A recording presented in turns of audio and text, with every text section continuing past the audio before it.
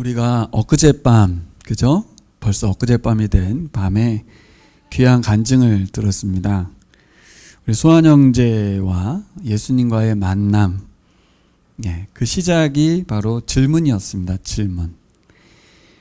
우리는 죄 없는 사람들 위해서도 뭘 해준다는 게 어려운데 도대체 예수님이라는 분은 어떻게 죄인을 위해서 자신의 목숨을 줄 수 있는 것인가? 이것이 성탄 예배 때 설교를 들으면서 들었던 질문이라고 해요. 아주 중요하고도 핵심적인 질문, 그것이 이제 수환 형제 내면에서 올라온 것이죠. 제가 참 감사했던 것은 어떻게 저런 질문을 청중들에게 전달할 수 있을까. 목사의 설교보다도 중요한 메시지를 던져주었어요. 정말 감사했고, 전혀 질문을 하지 못하는 인생을 살고 있는 요즘 사람들이잖아요. 그리고 유학생들 같은 경우에는 이 기독교에 대한 거부감과 어려움도 있는데 그렇게 간증을 통해서, 이야기를 통해서 전할 수 있었다는 게 참 감사하고, 우리 찌첸이라는 미얀마 형제는 이틀 내내 왔거든요. 그래서 제가 감사의 글, 우리 수환 형제가 쓴 거 우리 블로그에 보시면 나오는데, 뜻하지 않게 이틀 오게 되면서 전날 간증, 또 두 번째 간증, 두 번이나 간증을 들은 거죠. 모건대학교에 온 유학생이.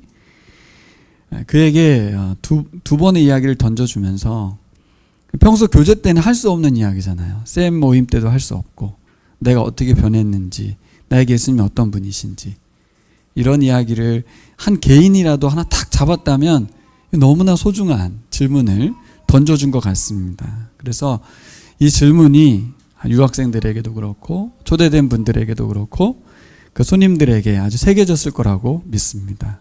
그래서 우리의 행사가 그냥 행사가 아닌 거죠. 제가 괜히 메시지 안 하는 겁니다. 중요한 것은 마음이 열리고 거기서 울림이 있는 질문 하나 가져가면 하나님 일하실 줄 믿습니다. 또 이것은 안 믿는 사람들에게만 질문이 아니라 우리에게도 이 성탄에 다시 한번 질문을 던져준 것이죠. 왜 예수님은 죄인을 위해서 죽을 수 있는 것일까? 어떻게 죄인을 위해서 대신 죽을 수가 있을까? 그것은 사랑이라고 하는, 그죠? 그 사랑이라고 하는 것 밖에는 설명이 안 되는 거예요. 그래서 보라색 시대에 또 따위 보면 뭐라고 써있냐면 이해할 수 없는 사랑, 이렇게 써있거든요. 어떻게 죄인을 위해서 죽냐? 그게 이해할 수 없는 사랑이 바로 아버지의 사랑입니다. 아버지 사랑. 아버지 사랑. 우리 이제 어머니의 사랑 많이 이야기하는데, 우리 교회에서는 이제 하나님 아버지의 사랑을 이야기하죠. 자기 아들을 아낌없이 내어준 사랑. 우리가 이제 한 달 반가량 욥기 묵상을 해왔고요. 질문을 정리해 본다면 두 가지 질문으로 함축되죠. 욥의 질문은 뭐였습니까? 도대체 나한테 왜 이런 고난이 주어졌는가? 나는 죄가 없는데. 친구들아, 나는 죄가 없어. 그러니까 나를 그만 좀 괴롭혀. 하나님이 나의 죄 없음에 대한 이 부당한 고난에 대해서 답을 주셔야 됩니다. 라고 욥이 계속 말했던 거예요. 욥의 친구들은 이런 질문을 갖고 있었어요. 도대체 이러한 고난이 닥쳤는데도 죄인이 아니라는 게 말이 되냐? 라는 것이죠. 그러면 이게 어떻게 되냐면 하나님 말씀에 정면으로 도전하는 것이다 라고 말한 거죠. 그래서 뭐라고 그래? 어서 회개하고 용서를 구해라. 친구야. 그래야만 이 저주에서, 이 고난에서 그나마 탈출할 수 있다라는 것입니다. 이렇게 욥과 친구들이 가진 질문을 바탕으로 해서 지금까지 우리가 달려왔습니다. 친구들의 질문에 대해서 욥은 뭐라고 했어요? 아니라고. 나는 죄가 없다고. 끝까지 단언했습니다. 그래서 하나님이 이 상황을 정리해 주셔야만 한다고 믿은 게 욥이었어요. 바로잡아 주셔야 된다는 거죠. 욥의 친구들도 그렇고 욥도 그렇고 같은 질문을 갖고 있었어요. 같은 기준점을 갖고 있었습니다. 어떤 기준점이죠? 우리가 매일 성경을 읽어왔기 때문에 아시죠? 인과응보 세계관이죠. 인과율이라고 하는, 착한 사람은 상을 받는 거예요. 그리고 악한 사람은 벌을 받아야 하는 것이죠. 이 세상은 그렇게 흘러왔고 앞으로도 그래야 된다고 우리는 믿고 있습니다. 그런데 여러분, 잠언과 전도서만 봐도 그렇지가 않아요. 우리가 이 내면에 깊숙이 갖고 있는 인과율 사상이 잠언과 전도서에도 나와 있는데 그렇지가 않다는 거예요, 사실은.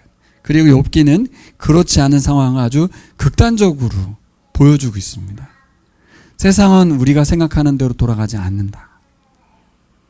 모르지도 않는데 우리 내면에는 그것이 불편하고 그래서는 안 된다고 여기는 것이 바로 욥기에 깔려 있는 것이고 우리 내면에도 깔려 있고, 그래서 욥기 읽을 때마다 불편한 이유는 말이 안 된다고 생각하기 때문에 그런 거예요.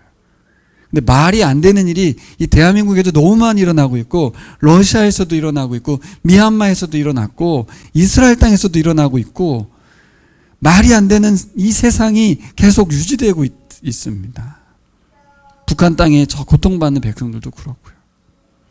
말도 안 되는 상황들은 이 세상에 널려 있어요. 우리는 착각을 하고 있는 거죠. 나 외에 많은 상황들은, 내가 살고 있는 이 바깥의 세상들은 항상 정상적인데 내가 살고 있는 인생은 뭔가 꼬여 있다, 뭔가 문제가 있다라고 판단하게 되는 것이 바로 이 나 중심적 세계관인 것 같아요. 욥과 같은 것일 수 있죠. 내가 이렇게까지 고통에 처할 이유는 없는 것 같은데 이 생각을 왜 하는 겁니까? 인과율 사상 때문인 거잖아요. 그렇지만 사실 욥기는 우리에게 뭘 알려주냐면, 이 세상은 하나님을 떠난 아담에 의해서 사단에게 접수된 이 세상은 고난과 고통, 죽음의 두려움, 사랑이 깨어져 버린 관계의 아픔 속에서 살아가고 있다는 것을. 그리고 우리 인간의 죄악을 인해서 동물과 식물, 피조 세계가 고장난 걸 넘어서 이제 거의 멸망의 수준까지 가고 있다는 것을. 불과 지난주에 18도까지 올라갔던 대한민국이 11도로 떨어지는 그런 일이 생겼습니다. 너무 잘 알잖아요, 우리가. 그러면서도 우리는 항상 이 세상은 인과율대로 흘러가기를 바라고 있죠. 욥기는 우리에게 그렇지 않다는 것을 알려줄 뿐더러 그거를 확신하고 있는 사람들에게 그 세계관에서 빠져나오도록 도우라고 말하는 것 같습니다. 어서 빨리 빠져나오지 않으면 너무 힘들다고. 하지만 사람들은 하나님은 어떤 분이셔야 돼요? 인과율대로 움직이시고 인과율대로 통치하셔야만 정의롭고 공의로운 분이라고 믿고 있습니다. 그래서 저는 어찌 보면 하나님이 가장 욕먹는 신이 아닌가 싶어요. 대부분의 종교의 신들은 인과율대로 움직이거든요.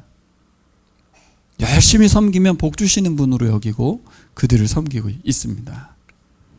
근데 하나님은 아무리 열심히 섬겨도 구원 못 받는다는 거예요. 우리가 아무리 착해도 하나님 구원해 주지 않는다는 거예요.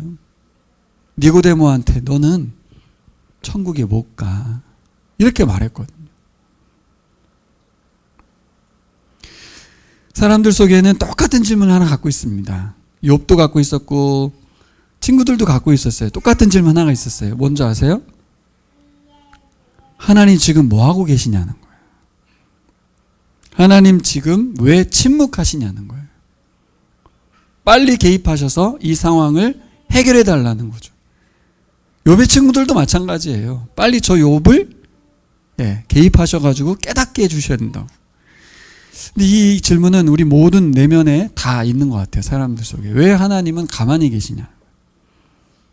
왜 하나님은 개입하지 않냐는 거예요. 욥도 개입을 원했고 친구들도 하나님의 개입을 은근히 기대했는데 그 기대는 어떤 기대입니까? 모두 자신들의 손을 들어달라는 거예요. 내가 옳다는 것을 증명해 달라는 거예요. 그렇구나. 나도 그러고 있고 여기 계신 우리 모든 분들이 다 그렇게 하나님 나를 응원해 주시고 내 손을 좀 들어주시고 내 편이 되어 주시고 자꾸 하나님은 나를 위해 존재하는 분으로, 그분이 나를 위해서 일하시기를 그렇게 원하고 있는 거예요. 크리스찬이 되었는데도 주인이 하나님이라는 걸 고백하고 구원을 받았다고 하는데도 불구하고 여전히 하나님은 나를 위해서만 일해 주셔야만 할 것 같은, 내 뜻에 대해서 도장 찍어주고 사인해 주시기를 바라는 그런 신앙생활을 하고 있어요. 그런데 드디어 하나님 입을 여셨습니다. 그렇죠? 욥을 향한 말씀이지만 친구들 들으라고 하는 소리이기도 하고 또 뭐예요? 우리들 향한 메시지도 되죠. 예. 하나님이 입을 여셨어요. 그런데 은근히 기대한 욥의 그죠? 질문에 대한 대답, 친구들이 원한 하나님이 개입하시는 것에 대해서 대답을 주셨는데 질문으로 돌아왔죠. 예. 대답을 원했는데 질문으로 돌아왔습니다. 전혀 예상치 못했어요. 어떤 대답이 일어날 거라고 생각했는데 질문을 하셨습니다. 저는 여기서 뭘 깨달았냐면 우리도 질문할 수 있는 것처럼 하나님도 우리에게 질문할 수 있구나. 우리가 하나님께 질문할 수 있다고 생각하잖아요. 계속 질문을 던지고 있어요. 평생. 하나님도 우리에게 질문하고 계시다는 거죠. 그리고 이렇게 말씀하시는 것 같아요. 이제 내가 질문할 차례야. 그럼 뭐요? 너희들이 대답해봐. 이렇게 말하는 거예요. 욥이 대답해봐. 빌닷, 소발, 엘리바스 대답해봐. 우리가 대답해야 될 차례인 거죠. 여러분, 우리에게 주신 오늘 욥기 말씀 38장 이후로 이제 욥기가 끝나잖아요. 긴 묵상의 결과 우리에게 남겨진 건 질문밖에 없습니다. 여전히 욥기가 끝나도 질문을 안고 살 수도 있어요. 근데 우리의 질문을 붙들지 말고 하나님이 대답으로 주신 하나님의 질문을 오늘 한번 살펴봤으면 좋겠습니다. 첫 번째로 우리가 한번 살펴볼 건 뭐냐면 우리에게 가장 큰 은혜가 뭘까? 우리 최 집사님에게 가장 큰 은혜는 뭔가요? 욥에게 가장 큰 은혜가 뭘까요?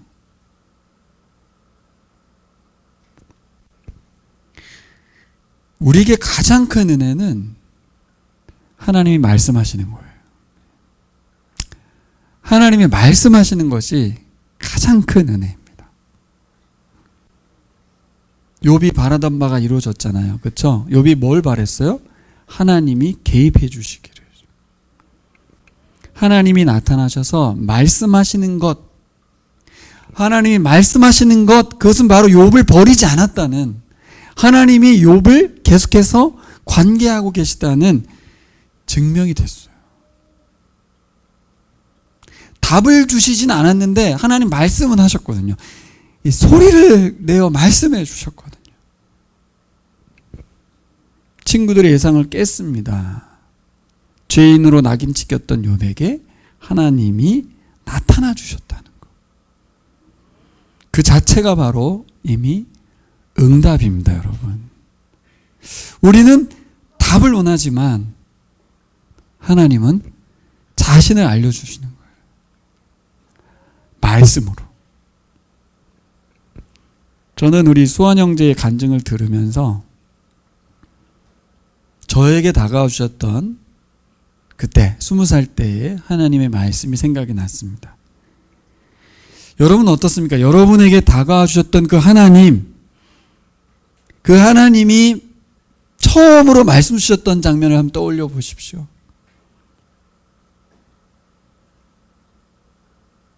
하나님이 계시다. 하나님 날 사랑하신다. 그걸 느꼈던 적이 20살인데 저에게 말씀으로 다가왔던 시절은 22살 때 청주의 이 골방에서 조영수 목사님과 4명의 청년들을 모아놓고 로마서 공부를 하시다가 로마서 1장 18절 이하를 이렇게 나가실 때 그때 저에게 처음으로 말씀이 들렸어요. 그 전까지는 설교도 듣고 뭐 수없이 20년을 교회를 다녔지만 엄마 뱃속부터 말씀이 안 들렸거든요. 내게 가장 큰 은혜는 하나님 말씀이 들리는 건 줄 믿습니다. 네. 놀랍게도 수환 형제는 교회 첫날 와서부터 들렸어요. 네. 참, 하나님 은혜죠, 은혜. 그죠? 예. 여러분에게 다가와 주셨던 그 하나님, 그분이 바로 욥에게도 다가와 주셨던 하나님인 줄 믿습니다.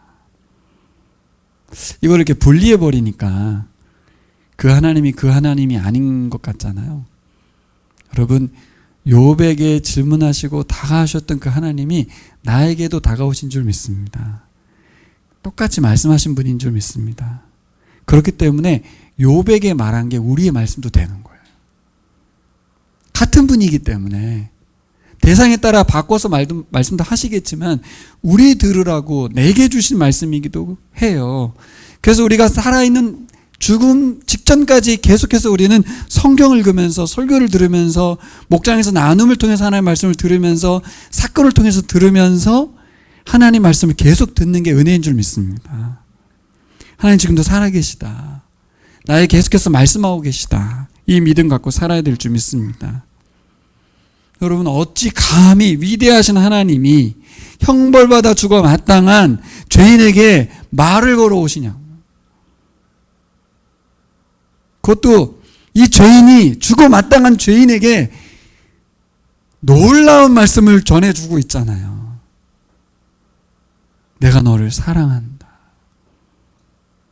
내가 너를 들어 쓰고 싶다. 너를 통해서 수많은 영혼을 구원하고 싶다.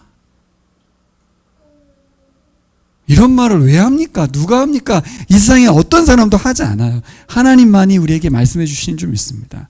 나 같은 존재를 위해서 나에게 말씀을 걸어오시는 거죠.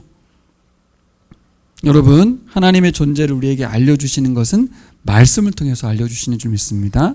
이것이 은혜입니다. 아마도 저는 욥이 이제 살 것 같았을 것 같아요. 이제야 살 것 같다.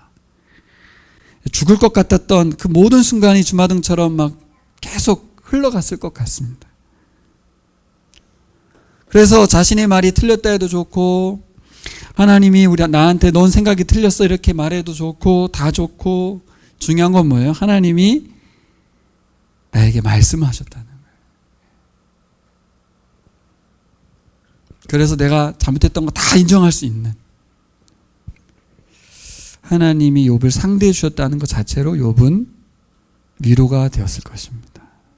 그래서 여기 히브리어로 보면 욥기에 사용된 언어가 하나님이 위로하셨다로 번역해야 된다고 주장하는 신학자들도 계세요. 그 히브리어 나함이라고 하는 단어를 하나님의 위로라고. 그러니까 하나님이 나타나신 것 자체가 위로가 되는 거예요, 사실. 여러분, 우리에게는 하늘 아버지가 필요합니다. 내일 우리 교회에서 하는 이 세미나 있죠?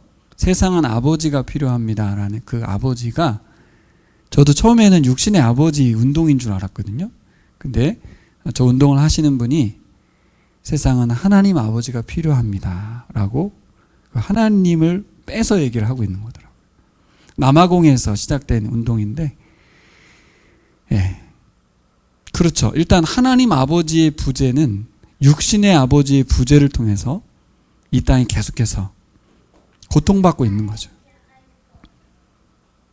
그래서 1차적으로 우리가 복음을 통해서 하나님 아버지를 만나야 하고, 또 우리 육신의 아버지가 되고 또 아버지인 분들이 하나님 아버지의 자녀가 되는, 그래서 모두가 아버지를 찾아야 된다는 그 운동이 핵심이에요.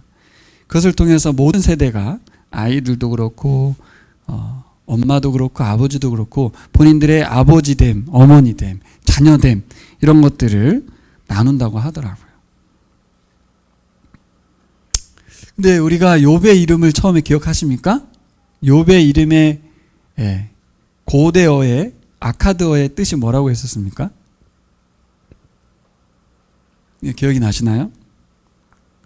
욥 자체가, 이름 자체가 존재의 질문이었다고 그랬잖아요. 뭐였습니까? 하늘 아버지는 어디에 계십니까? 이게 욥의 이름의 뜻이라고 했어요. 하늘 아버지는 어디에 계십니까? 뭐예요? 존재의 근원에 대한 질문이 욥의 이름 안에 있는 거예요. 우리에게도 있는 거예요. 우리에게도. 욥처럼 모든 사람들에게 아버지를 향한 근원적인 질문이 있는 거예요. 아버지 어디 계시냐고. 아버지 어디 계시냐? 그럼 오늘 하늘 아버지는 우리의 질문을 계속 듣고 계신 줄 믿습니다. 우리의 어떠한 상황과 형편에서든지 분명히 하늘 아버지는 우리의 작은 신음소리를 들으시는 줄 믿습니다. 우리가 생각지도 못한 내면의 깊숙한 질문이 있죠. 우리 치첸 형제도 그렇고 리즈 자매도 그렇고 유학생만이 아니라 한국에 있는 많은 모든 이 땅에 있는 모든 인류 안에 어떤 질문이 있어요? 욥과 똑같은 질문을 갖고 있어요. 아버지는 어디 계세요? 이렇게. 아버지를 찾는 내면의 깊숙한 질문이 있는 거죠. 우리 여기에서 하나님을 묵상할 때 어떤 걸 묵상할 수 있어요? 피조물이, 우리도 피조물이잖아요. 그렇죠? 피조물이 탄식하고 있는 존재의 근원을 찾는, 아버지를 찾는 그들의 질문에 그 음성에 귀를 기울이고 계신 하나님을 만나야 될 줄 믿습니다. 저는 이번 욥기 말씀 묵상을 통해서 우리가 새기고 싶은 것이 하나 있다면, 여러분 꼭 하나 잊지 않았으면 좋겠는 게 있다면 뭐냐면, 하나님은 우리의 질문을 듣고 계시다는 거예요. 우리 내면의 소리에 귀를 기울이고 계시다는 거예요. 그리고 하나님은 그 질문에 우리가 원하는 답을 주고 계시진 않습니다. 그렇죠? 우리가 원하는 답을 준 적이 별로 없어요. 그런데 중요한 게 뭐예요? 우리에게 말씀하신다. 네. 우리가 원하는 답은 주지 않지만 하나님 말씀하고 계시다. 그래서 이게 좀 상충하죠. 그래서 우리가 못 들을 수 있어요. 우리가 원하는 답이 아니라서.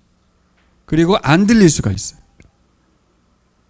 그래서 저는 욥기를 통해서 우리가 하나 신앙의 성숙을 가져온다면 우리가 원하는 질문, 우리가 원하는 답, 그걸 내려놓아야 되겠구나. 내가 내 속에 막 답답해하고 있는 그 질문을 내려놔야 되겠구나. 어떻게 내려놓을 수 있죠? 하나님의 질문을 들을 수 있어야 돼요. 내 질문을 일단 내려놓고 하나님이 말씀하시는 바가 뭔지, 그분이 어떤 질문을 나에게 던지고 있는지를 들어야 되겠구나. 하나님이 주도적으로 질문하시도록 내 귀에 들리도록 그렇게 성경 읽고 그렇게 묵상하고 그렇게 설교를 들어야 될 것 같아요. 도대체 무슨 말을 하는지를 못 알아듣고 있는 이유는 내 안에 질문이 해결되지 않고 있기 때문에, 하나님은 내 질문에 합당한 대답을 주고 있지 않기 때문일 수 있어요. 그런데 하나님 계속 말씀하고 계시거든요. 그리고 우리 내면의 깊숙한 질문을 듣고 계시거든요. 어떻게 해결할 수 있죠? 오늘 말씀을 통해서 해결할 수 있다고 저는 믿어요. 어떻게 우리가 내 질문을 내려놓을 수 있죠? 어떻게 하나님의 질문에 귀를 기울일 수 있죠? 한 가지밖에 없어요. 우리가 너무나 잘 알고 있는 건데요. 하나님 나보다 크시다만 생각하지 말고 하나님이 나보다 선하시다. 하나님 나의 아버지시다. 우리 수아랑 수빈이랑 같이 이렇게 지내봐도 아빠가 다 옳고 아빠가 나보다 훨씬 더 좋은 분이고 아빠가 선택하는 것이 나에게 가장 큰 유익이다라고 믿지는 않더라고요. 쉽지는 않아요. 그게 다 살아보셨잖아요. 우리 부모가 나보다 훨씬 더 나를 위해서 더 좋은 선택을 하실 것이고 정말 나를 위한 것이라고 생각을 하기 쉽지 않습니다. 또 실제 아닐 수도 있어요. 실제로 또 요즘 부모님들이 그런 분이 계세요. 성경에도 있더라고요. 자기 자식을 몰래에게 바치면서 태워 죽이더라고요. 하지만 여러분, 하늘 아버지는 다르지 않습니까? 우리가 이미 예수님을 통해서 알고 계시잖아요. 그 답을 갖고 계시니까, 하나님 아버지는 다르다는 것을 우리가 알고 있으니까 우리 질문을 좀 내려놔도 되지 않을까. 하나님의 질문에 귀를 기울여 봐야 되지 않을까 싶습니다. 특별히 여기 계신 우리 교우들은 다 그러실 수 있을 거라고 저는 믿습니다. 아직 어린아이들, 아직 어린 신자들은 그 질문을 내려놓기 어렵죠. 항상 아빠 엄마를 의심하죠. 사탕을 못 먹게 하거든요. 난 너무 먹고 싶은데 못 먹게 하거든요. 나는 빨리 핸드폰을 갖고 싶은데 못 가지게 하거든요. 아이 입장에서는 부모가 이해할 수 없는 분이에요. 도대체 나한테 왜 이러시는지 모르는 분이 부모님일 수 있거든요. 하지만 우리는 알잖아요. 하나님이 좋은 분이라는 것. 우리 아버지라는 것을. 여러분, 욥기를 마무리하면서 우리가 꼭 하나 놓치지 않아야 될 거, 하나님은 계속해서 말씀하고 계시다는 거, 그리고 계속해서 질문하고 계시다는 거. 질문을 들어볼까요? 하나님이 질문하십니다. 여러분, 하나님은 하나님의 계획이 이 세상에서 보이지 않는다는 욥의 불평을 잠재우기 위해서 욥에게 질문을 하십니다. 그래서 욥은 이제 질문하는 자가 아니라 질문을 받는 자가 되어야 합니다. 대답해야 되는 거예요. 저는 하나님이 질문하신다는 생각을 잘 안 해봤습니다. 사실 이번에 생각해 봤어요. 여러분은 어떠세요? 여러분은 평소에 생각해 보셨어요? 하나님 나한테 질문하실 수 있다는 거에 대해서? 처음 생각했어요. 진짜 처음. 아, 하나님이 질문할 수 있구나. 우리는 그동안 어떻게 생각했어요? 나만 질문할 수 있다고 생각했거든요. 또 어떤 생각이 있었어요? 하나님은 답을 주셔야 된다고 생각했거든요. 이제 우리가 예수님 안에서 하나님과 교제가 이루어진다면 이제 하나님의 질문에 우리도 답해야 됩니다. 욥처럼 답을 해야 돼요. 우리가 질문하면 언제나 하나님은 대답하셔야 된다고 생각했는데 욥기는 하나님이 질문하시면 우리도 답을 해야 된다고 말합니다. 그리고 우리 안에서 계속해서 하나님은 질문을 하고 계십니다. 1절과 2절에 보면 강하고 거센 바람을 배경으로 하나님이 등장하시죠. 히브리어로 세아라라는 단어인데요. 이게 일반적인 바람이 아닙니다. 폭풍우, 회오리 바람 이런 거예요. 그래서 이 바람이 예측이 불가능한 거예요. 어디로 불지. 그래서 성경에 보면 하나님의 현현, 하나님이 나타나실 때 이 바람이 막 등장합니다. 그때 사용되는 단어예요. 그러면서 하나님 질문하시죠. 네가 누구이기에 무지하고 헛된 말로 내 지혜를 의심하느냐. 이렇게 질문하셨습니다. 이 질문 여러분 욥에게 던졌다고 생각하시면 안 됩니다. 나한테. 그 욥의 하나님이 나의 하나님이시고 아들을 보내어 우리를 구원하신 그 하나님 아버지가 나한테 묻는 거예요. 너 누군데 무지하고 헛된 말로 내 지혜를 의심하니? 이렇게 묻는 거죠. 그렇게 들으셔야 됩니다. 저도 욥기에 욥을 향한 질문이라고만 믿었어요. 근데 이번에 설교를 준비하면서 아니네. 나에게 주는 질문이네. 하나님이 우주를 운행하시는 원리와 창조하시는 원리에 대해서 아는지 우리에게 묻고 있습니다.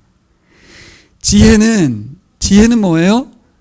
여기서 말한 지혜, 내 지혜를 의심하냐 그랬잖아요. 이 지혜가 뭡니까? 하나님의 뜻입니다. 하나님의 뜻. 세상 창조하신 하나님의 뜻, 세상 운행하신 하나님의 원리, 이 다 하나님의 지혜죠. 그래서 하나님의 지혜가 있는데 너의 지혜, 인간의 지혜와 한번 대결해 보겠냐고. 답변을 해봐야 됩니다. 4절에서 7절에 보면 인간의 시간적인 한계를 질문하시죠. 두 가지 질문을 하는데 첫 번째는 네가 거기에 있었냐라는 질문이었어요. 태초 때, 태고 쪽에 내가 창조할 때 너 거기 있었어? 이렇게 물었습니다. 그리고 두 번째는 너는 아느냐? 이렇게 묻는 거예요. 하나님만이 알 수밖에 없는 때를, 그죠? 아직 인류가 창조되기도 전에 내가 존재하기 전에 태고 시절을 언급하면서 아는 척했던 어리석은 자가 있었습니다. 욥의 친구들 중에 누구였냐면 소발이 굉장히 아는 척을 했어요. 태고 쪽부터 있었던 것처럼. 그래서 이 첫 번째 4절에 7절의 질문은 소발에게 향하는 거예요. 12절부터 18절은 인간의 공간적 한계를 또 말씀하시죠. 깊은 바다와 죽음의 공간을 아는지 물어보고 계십니다. 저녁이 되고 아침 되게 하신 분 하나님이시죠. 하늘 너머의 공간, 우주마저 모두 하나님 창조하고 다스리신다. 인간이 갈 수도 없고 닿을 수도 없는, 통제할 수도 없는 이 공간적인 한계를 하나님께서 물어보시는 거예요. 가봤어? 갈 수 있어? 통제할 수 있어? 깊은 바다, 밑바다, 죽음 이후의 세계, 인간이 갈 수 없죠. 하나님의 창조 세계 안에 있는 인간이 경험하지 못하는 뭘 다뤘어요? 시간과 공간을 다뤘어요. 이걸 통해서 뭘 말씀하신 거예요? 뒤에 나온 것처럼 하나님의 위대하심과 크심에 대해서 말한 거죠. 그리고 우리가 알지 못한 영역이 얼마나 많은지를 설명하고 있는 거예요. 그래서 하나님의 크심과 인간의 나약함을 대비시켰죠. 구체적으로 뭐라고 그래요? 예를 들어서 하나님 원시 바다 위에다가, 그죠? 바다 위에 땅을 지으셨어요. 그리고 바다, 그 원시 바다가 함부로 땅을 침범하지 못하도록 경계를 딱 걷다는 거예요. 이게 어떤 의미입니까? 하나님은 창조주일 뿐만 아니라 경계를 정하시고 돌보고 계신 분. 혼돈의 세력이 와서 난리를 쳤는데 혼돈의 세력은 갓난아기 같은 존재. 시간과 공간을 창조하시고 운행하시는 하나님의 크심과 인간의 하찮은. 근데 여러분 생각해 보세요. 그동안 묵상했으니까 아시는데 욥과 친구들이 이거 모릅니까? 하나님이 크시고 인간이 약하다는 거 계속 친구들이 했던 말이에요. 하나님도 똑같은 말 하는 것 같잖아요.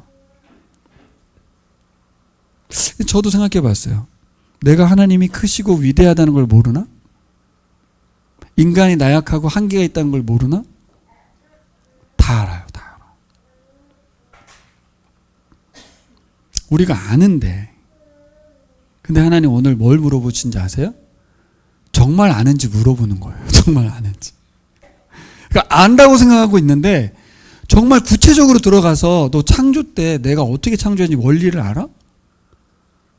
그러니까 하나님이 크다라는 것으로 퉁치지 말라는 거죠. 친구들도 그랬거든요. 하나님 위대하다 그래가지고 위대함이 생기는 게 아니에요. 진짜 위대한 것이 무엇인지 구체적으로 나열해 주고 있는 거예요. 내가 그걸 정한 거야. 알고 있어?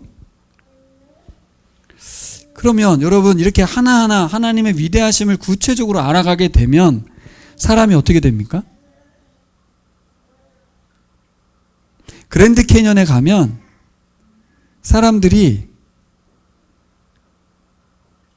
그 위험 앞에, 장가게에 가면 사람들이 그 위험 앞에 탄성을 자아냅니다. 이것은 인간이 만들어낼 수 없는 것이구나. 바다에 가서 물고기를 보면 그 색을 인간이 그려낼 수 없는 색이라는 것을 발견하게 되죠. 그럼 인간은 어떻게 됩니까? 이 탄성이 뭐예요? 하나님 위대하심에 놀라는 거잖아요. 그렇죠? 인간은 뭐밖에 할 게 없어요? 감탄밖에 할 게 없어요. 우와 입만 벌릴 수밖에 없는 게 사람이라는 거죠.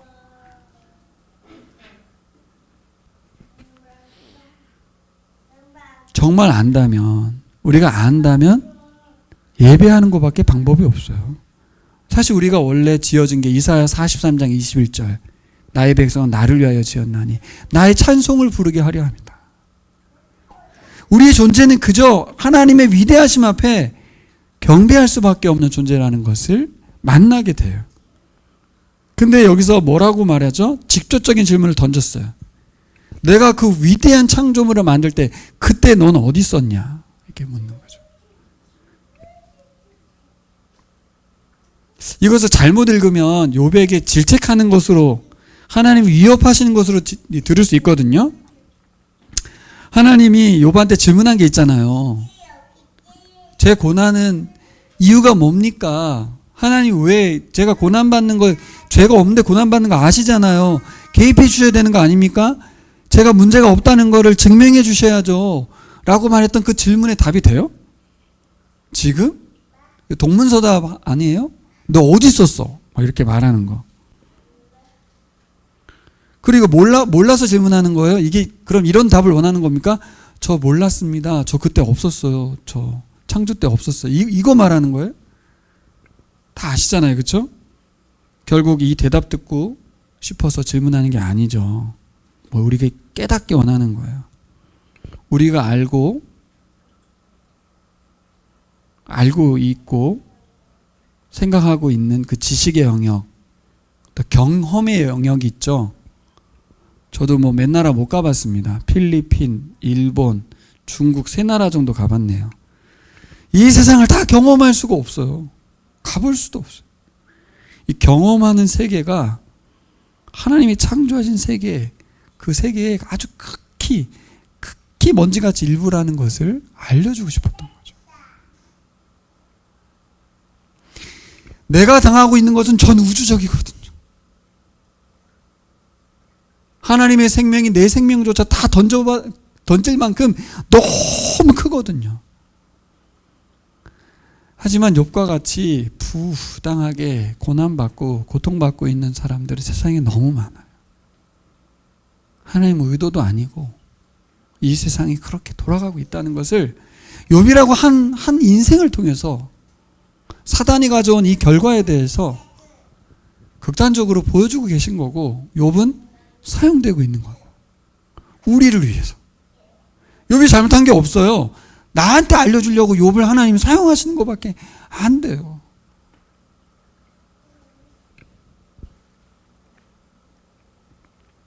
그 하나님 사용하시는 사람이 내가 아니기를 바라는 건가요, 우리가? 근데 어느 날 예수 믿은 분들은 식인종 마을에도 가더라고요. 죽을 줄 알면서도 거기 가더라고요. 이건 뭐예요? 죄 없는데 의로운 고난을 당하는 게 아니라 예수님 때문에 십자가의 길을 일부러 막 걸어가시는 거죠. 어떻게 이게 바뀔 수 있습니까? 하늘 아버지를 만나면, 아버지를 만난 분은 해석이 달라지는 거죠. 왜 나에게 부당한 고난이, 이해할 수 없는 고난이, 이게 아니고 예수님처럼 가라는 곳에 가서 그곳에 가서 적극적인 고난을 살아가시더라고요. 그리스도인이 이렇게 다른 겁니다. 세상 사람들과 다르다는 게 뭡니까? 자금을 추구하고 낮음을 추구하는 게 뭐예요? 높아지려고? 그거 아니라고 그랬잖아요. 그렇죠? 내가 많이 갖고 있고 높은 이유는 낮아지라고 높아졌다는 거죠. 내가 지식을 많이 쌓으니고 공부를 많이 했던 이유는 이것을 나눠주라고 하나님 나에게 지식을 주셨다는 거죠. 하나님 아버지를 만나면 바뀌는 줄 믿습니다. 수빈이가 와 성경이 살아있다라는 책 아시죠? 성소윤현이 나온 책인데, 그걸 이제 지난주인가요? 이렇게 오디오로 틀어주거든요. 본인이 틀어달라 해서 틀어줬는데, 이제 처음 창조 때를 듣다가 갑자기 질문을 했어, 저한테. 아빠, 하나님이 왜 뱀을 왜 만드셨어? 이해가 안 돼. 그렇게 말을 하더라고요. 은혜 집사님 어떻게 설명해 줄 수 있죠? 뱀을 왜 만들었는지 이해가 안 되는 게 이해가 돼요. 이해가 돼.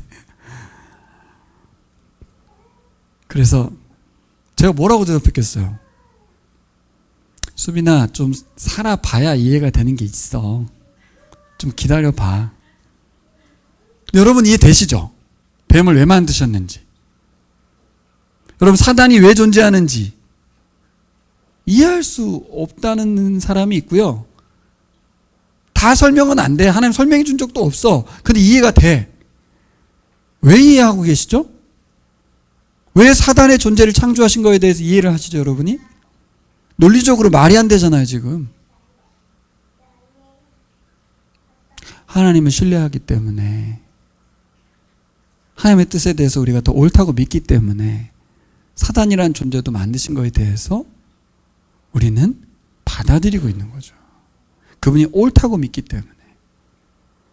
이거를 설명으로 하자면 불가능한 설명이죠. 세상에 악이 왜 존재합니까? 욥의 질문과 똑같은 거예요. 여러분 한번 생각해 보세요. 우리는 첫 시간에 존재의 근원 되신 하나님께서 나를 존재케 했다는 거 말씀드렸죠. 그래서 제가 깨달았던 게 하나 있어요. 뭐죠? 하나님 나의 존재의 근원이 되신다면 나에게 심판주도 될 수 있구나. 그분이 시작이기 때문에 그분이 끝이 될 수 있다는, 그걸 제가 깨달았다고 말씀드렸잖아요. 그렇죠? 근데 우리는 존재의 근원 되신 하나님이 존재하게 할 때, 그때 우리는 없었어요. 세상이 존재든 내가 존재든. 근데 우리는 현재 어디에 살고 있냐면 현상 속에 살고 있어요. 일어나고 있는 현실 속에서. 그것만 보는 거죠. 그것만. 존재의 근원 되신 하나님이라고 인정을 하고 있지만 뭐를 보지 못합니까? 현실만 보니까 그분의 계획도 모르겠고, 그분이 왜 그러시는지도 모르겠고, 왜 화를 내시는지도 모르겠고, 왜 악한 자들을 가만히 두시는지도 모르겠죠. 근데 성경 전체를 쫙 펼쳐놓고 보면 창조와 타락, 일그러진 하나님의 형상과 그 피해를 입고 있는 우리들의 모습과 현재죠. 이것을 해결하기 위해서 이미 2000년 전에 구원자를 보내신 것과 이제 새 창조, 재창조도 아닌 새 창조의 역사까지 성경은 쫙 펼쳐놓고 있습니다. 근데 욥은 모르는 거죠. 욥에게 보여줄 수 있는 건 딱 하나밖에 없었어요. 그를 우주를 보여주면서 이 모든 것을 창조하신 하나님을 소개하는 방법밖에 없었어요. 근데 이제 우리에게는 다른 길을 보여주셨죠. 예수 그리스도를 보여주셨어요. 욥의 시대에는 우주 만물을 보면서 하나님을 만날 수밖에 없고 그분의 계획이 선하다는 걸 인정했어야 된다면 이제 우리는 이미 그쵸? 시작되어서 완성으로 향하고 있는, 그리고 우리 자신이 구원의 증거물인, 우리 소한 형제가 구원의 증거물인 것을 보고 있는 우리들에게는 얼마나 복됩니까? 여기서 우리가 할 건 하나밖에 없어요. 하나님을 신뢰하는 거예요. 욥의 입장에 자꾸 처하려고 하지 마시고 구원받은 자로서 우리는 욥과는 다른 예수 그리스도의 사랑을 입은 자로서 사도벌과 같은 심정으로 죽음에 처할지라도 십자가의 길을 가겠다는, 내게 주어진 것 모두 약한 자와 가난한 자, 어려운 자와 부신 자를 향해서 나눠주라고 주셨다는 하나님의 은혜를 받아들이고 살아가야 될 줄 믿습니다. 여러분, 새 창조가 기다리고 있습니다. 하나님이 방치하는 줄 알았어요. 하나님 아무것도 안 하는 줄 알았어요. 하나님은 뒷짐만 지는 줄 알았어요. 근데 보면 우리는 이미 2000년 전에 예수 그리스도가 이 땅에 오신 이후로 얼마나 많은 일을 이 세상에 펼쳐 오셨는지 우리가 알고 있지 않습니까? 세계 선교 역사를 배워보면 그래요. 하나님이 하셨는데 사람들이 했어요. 이렇게까지 복음이 확장되리라고 누구도 예상치 못했는데 사람들이 다 했어요. 여러분. 사람 엄청 약한데 그 사람들이 다 해냈어요. 인류를 발전시킨 것만 보지 마시고 선교사들이 자기 목숨 던지면서 20대의 목숨을 던지면서 대한민국 땅에 와서 이 나무 아래 교회를 세워놓은 이 결과물을 보셔야 될 줄 믿습니다. 하나님은 어떻게 살아계십니까? 말씀으로 사람들을 변화시키셔서 그분의 도구로 사용하시는 줄 믿습니다. 자, 이제 욥과 함께 우리가 대답하길 원합니다. 40장으로 가보겠습니다. 우리의 대답은 욥의 대답으로 가름하려고 합니다. 40장 1절에서 5절 같이 읽겠습니다. 시작. 주님께서 또 욥에게 말씀하셨다. 전능한 하나님과 다투는 욥아, 네가 나를 꾸짖을 셈이냐? 내가 나를 비난하니 어디 나에게 대답해 보아라. 그때 욥이 주님께 대답하였다. 저는 비참한 사람입니다. 제가 무엇이라고 감히 주님께 대답할 수 있겠습니까? 다만 손으로 입을 막을 뿐입니다. 이미 말을 너무 많이 했습니다. 더 할 말이 없습니다. 네. 로마서에 보면 사도 바울이 그런 말을 해요. 모든 입을 막고, 하나님이 없다, 하나님 뭐 하시냐, 모든 입을 막고. 또 왜 입을 막는지 아세요? 사람들이 말을 안 해서 그렇지 속으로 짓는 죄도 엄청 많거든요. 말을 안 하면서 심중으로 죄악된 사람도 너무 많거든요. 결과적으로 행위나 말로만 죄를 짓는 게 아니라 모든 입을 막고는 뭐냐면 이 땅에 있는 모든 존재가 하나님 앞에 죄인이라는 걸 선언하기 위해서 모든 입을 막는다고 했어요. 하나님 앞에 우리가 할 수 있는 거는 감탄밖에 없다고 제가 말씀드렸죠. 이건 제가 하라는 게 아니라 실제 그래요. 하나님 만나면 우리 수환 형제가 그런 것처럼 우와, 나의 인생이 1년 동안 이렇게 빨리 이렇게 내 인생이 확 바뀔 수가 있나? 이게 어떻게 가능하지? 감탄밖에 할 게 없어요. 그리고서 42장으로 가면 또 답을 하죠. 가겠습니다. 42장 1절에서 5절 같이 읽겠습니다. 욥의 대답, 우리의 대답입니다. 시작. 욥이 주님께 대답하였다. 주님께서는 못하시는 일이 없으시다는 것을 이제 저는 알았습니다. 주님의 계획은 어김없이 이루어진다는 것도 저는 깨달았습니다. 잘 알지도 못하면서 감히 주님의 뜻을 흐려놓으려 한 자가 바로 저입니다. 깨닫지도 못하면서 함부로 말을 하였습니다. 제가 알기에는 너무나 신기한 일들이었습니다. 주님께서 말씀하셨습니다. 들어라, 내가 말하겠다. 내가 물을 터이니 내게 대답하여라 하셨습니다. 주님이 어떤 분이시라는 것을 지금까지는 제가 귀로만 들었습니다. 그러나 이제는 제가 제 눈으로 주님을 뵙습니다. 아멘. 말씀 마무리해 보겠습니다. 여러분, 욥을 향한 질문과 욥의 대답이 우리에게도 연결되기를 소망합니다. 저는 저에게 이렇게 하나님이 질문하신 소리가 들렸습니다. 상화야, 너가 엄마의 태에 생성될 때 나는 너를 알았는데 넌 날 알았냐? 너가 처음으로 나의 말을 심중에 들었을 때 나는 너를 알았는데 너는 나를 알았냐? 사람을 영원한 죽음 가운데 살려내기 위해서 하늘 보좌를 떠나서 죄인의 몸을 잊기 위해서 하늘을 떠나려고 마음을 먹었을 때 과연 사람들은 그 영원한 죽음에서 벗어날 수 있을 것이라고 생각했을까? 하나님이 그 영원한 죽음에서 건져내기 위해서 지구에 오실 거라고 생각을 했을까? 과연 이게 인류의 질문이었거든요. 이 사망의 고통에서, 이 죽음에서 도대체 벗어날 수가 없다. 모든 인류가 누가 이 사망에서 우리를 건져내 줄 수 있냐? 이게 무슨 말이에요? 없다는 거거든요. 안 된다는 거거든요. 왜냐하면 아무리 인류 역사를 봐도 아무도 우리를 건져준 적이 없거든요. 그렇게 죽어갔거든, 사람들이. 근데 하나님은 묻는 거예요. 내가 지구에 가려고 마음먹었을 때 그때 사람들은 어느 한 사람이라도 내가 지구에 올 거라고 생각을 했을까?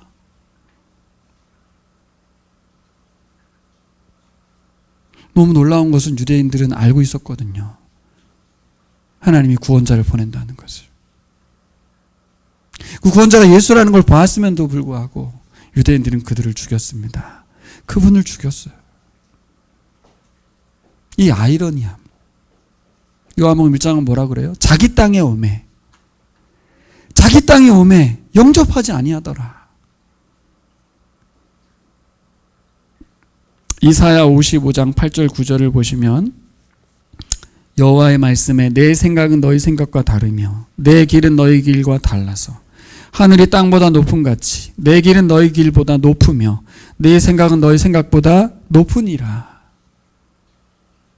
여러분, 이것을 그냥 다르다, 높다, 하나님 위대하시다, 우린 미약하다 이렇게 친구들이 하는 말처럼, 욥이 하는 말처럼 여기지 않아야 될 줄 믿습니다. 어떻게 하는 것이 하나님 위대하심을, 우리의 미약함을 인정하는 걸까요? 어떻게 하는 것이? 자꾸 높이는 게 아닙니다. 자꾸 높였죠. 좀 전에 친구가 와서 말했잖아요. 하나님은 멀리 계시다고. 아니라고. 예수님은 지구에 오셔가지고 사람이 되셔가지고 창조주가 피조물이 되셔가지고 우리의 친구가 되어주시고 그 정도로 끝내지 않았어요. 죽으시고 부활해서 우리 안에 오셨습니다. 지구에 오신 게 아니고 우리 안에 오셨어요. 그게 하나님 우리와 함께 하신다는 임마누엘의 의미입니다. 성탄은 생각하면 생각할수록 우리의 입을 닫고 그리스도의 왕되심을 찬양할 수밖에 없게 만드는 줄 믿습니다. 우리 수환 형제가 자기 생각에는 자신의 그 힘들고 어려운 상황과 인생에 꼬인 이 길을 헤쳐나오는 길은 두 가지가 있었죠. 하나는 다른 집에서 태어났거나, 저도 그 생각 해봤어요. 내가 이건희 회장의 아들로 태어났으면 어땠을까? 그런 길은 뭐 다시 안 되는 거니까. 그 길 외에는 이대로 살다가 죽는 거죠, 뭐. 이미 존재하고 있고 이미 살아온 세월에서 바뀔 수가 없어, 우리 집이. 우리 엄마도 안 바뀔 거고 우리 아빠도 안 바뀔 거고. 수환 형제가 생각하는 길밖에 없다고 수환 형제가 생각했죠. 근데 세상 그 누가 우리 가족을 위해서, 우리 동생을 위해서, 우리 아버지를 위해서, 우리 엄마를 위해서 희생하고 헌신해 줄 사람이 누가 있어요, 세상에? 없거든요. 그런데 세상을 지으신 하나님께서 다른 길을 제시해 주셨죠. 유일한 길을 주셨어요. 다르기만 한 게 아니라 유일한 길. 나는 내가 가는 길이 유일하다고 생각하지만 하나님이 제시하는 길이 유일한 길인 줄 믿습니다. 이미 2000년 전에 제시하셨고 그 길을 걸어주셨고 그 길을 완성해 주셨습니다. 이것은 우리의 인생에도 마찬가지입니다. 우리 남은 인생의 유일한 길이 되시고 진리가 되시고 생명 되신 그분을 답으로 여기시기를 바랍니다. 오늘 욥을 향하여, 친구들 향하여 하나님은 어떤 답을 주셨어요? 하나님이란 답을 주셨어요. 저도 옛날에 이거 읽었을 때 이게 답이 되나? 욥이 이게 답이 되나? 이런 생각 했었어요. 근데 여러분, 예수가 답이 되십니까? 여러분 인생에, 꼬인 인생에, 답답한 인생에 예수가 답이 되십니까? 답이 되셔야죠. 우리가 사랑하는 이웃들, 이주민들에게 그들의 내면 깊숙한 그 질문을 발견했으면 좋겠습니다. 하나님이 그 질문을 듣고 계시죠. 뭡니까? 하늘 아버지 어디 계십니까? 너는 너의 아버지를 찾고 있는 거야.